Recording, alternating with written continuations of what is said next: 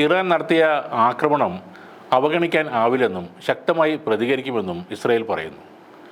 എന്നാൽ ഇസ്രയേൽ ഈ സാഹസത്തിന് മുതിർന്നാൽ വലിയ വില നൽകേണ്ടി വരുമെന്ന് ഇറാനും മറുപടി കൊടുത്തിട്ടുണ്ട്. ആക്രമണത്തിലൂടെ ഇസ്ലാമിക രാഷ്ട്രം സ്ഥാപിക്കാൻ ഇറാനെ അനുവദിക്കില്ലെന്നാണ് ഇസ്രയേൽ വാർ ക്യാബിനറ്റ് പറയുന്നത്.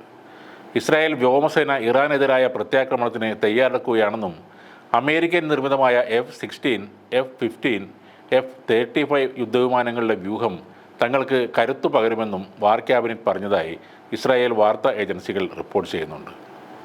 അതേസമയം ഇസ്രായേൽ ആക്രമണം നടത്തുകയാണെങ്കിൽ ഉടനടി ശക്തമായി പ്രതികരിക്കുമെന്ന് ഇറാൻ വിദേശകാര്യമന്ത്രി ഹുസൈൻ അമീർ അബ്ദുള്ളാഹിയാൻ മുന്നറിയിപ്പ് നൽകി. ഇസ്രായേലിനെ നേരിടാൻ ഇതുവരെ പ്രയോഗിച്ചിട്ടില്ലാത്ത, ലോകം ഇതുവരെ കാണാത്ത ആയുധങ്ങൾ ഉപയോഗിക്കാൻ ഇറാൻ തയ്യാറാകുമെന്ന് ഇറാൻ ദേശീയ സുരക്ഷാ വിദേശനയ സമിതിയുടെ വക്താവും പറയുന്നുണ്ട്.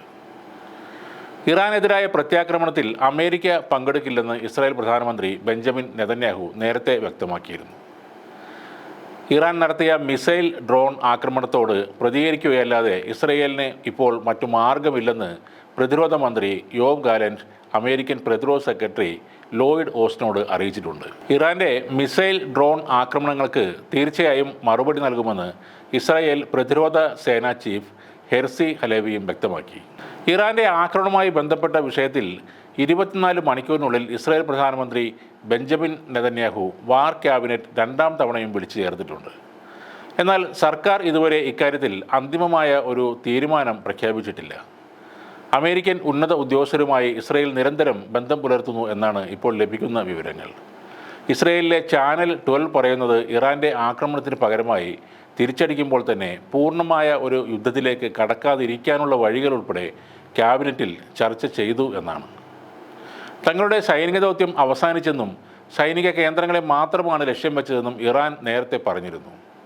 ഇസ്രായേലിലേക്ക് മിസൈലുകളും ഡ്രോണുകളും അയക്കുമ്പോഴും ഇറാൻ യുദ്ധത്തിലെ മര്യാദകൾ പാലിച്ചിരുന്നു.